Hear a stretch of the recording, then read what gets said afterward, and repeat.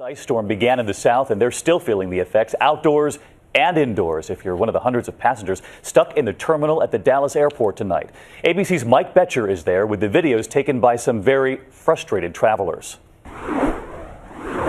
Ice-mageddon, Dallas. People still trapped inside the paralyzed DFW airport. The frustration palpable. Nicole Bell facing 2 days of cancellations on her way to Atlanta for a wedding. We just keep getting delayed, and for a lot of people, they're super upset. I'm as close to starting to begin to be frustrated here. Just a few voices of the thousands who have waited here 3 days for a flight. More than 3,000 sleeping on cots Friday night, 2,000 last night. Almost half of all flights canceled. Neri Adone and his family have been waiting for a flight to London since Friday afternoon. Friday, the lines were all the way back there, probably at least 200 yards.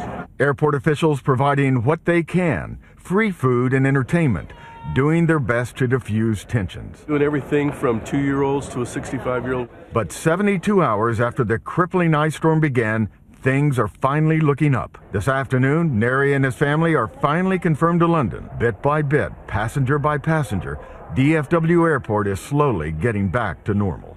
The scene behind me says it all. The lines are getting shorter and more flights are taking off. David?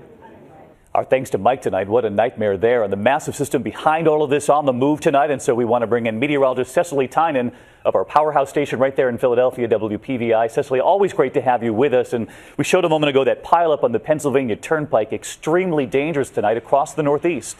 It certainly is, David, and unfortunately the situation will be getting worse tonight before it gets better tomorrow. You look around me, you see this blanket of snow. What will happen with this low pressure moving up the eastern seaboard? It will gradually pull in warmer air, so we will get a change over to rain across the mid-Atlantic by tomorrow morning. But first we have to deal with sleet and freezing rain on top of the snow, and that will cause a lot of problems. So this is what to expect: additional snow, sleet, and freezing rain. We're looking at about 2 inches in Allentown. That could cause a lot of problems on the roads. Areas south of Philadelphia today got 6 to 10 inches of snow. So this certainly has been an overachieving snowstorm. David? And Cecily, as you were telling me earlier, as we started another work week, much of the country going to be very cold these next 24 hours. That's exactly right. You know, once the storm system moves out, the focus will be an Arctic blast moving in from the northern plain states. Fargo, North Dakota, we're looking at temperatures. These are highs now, hovering around 0.